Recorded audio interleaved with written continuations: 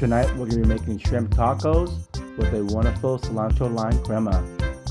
First, you're going to be sauteing a shrimp, which you're going to be taking 2 pounds of frozen shrimp, dissolve. Then adding in chili powder, paprika, cumin, as well as garlic powder, onion powder, black pepper, salt, diced red onion, minced garlic, and mix very well. Placing this with 1 tablespoon of extra virgin olive oil, sauteing this for 45 minutes per side until it's fully cooked. Set aside, and now we're going to be making our cilantro crema, which we're going to be taking 1 cup of sour cream, 1/4 cup of chopped cilantro, 1 juice of 1 large lime. Give this a nice mix, and there we have it. Plate time.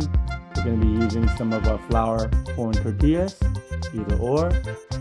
Serving this with Mount Pistel Sauvignon Blanc, aromas of passion fruit, elderflower, lime, and guava.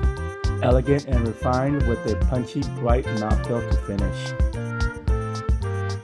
As always, please do like, subscribe, follow for future recipes, and I hope you have a good day now. You hear?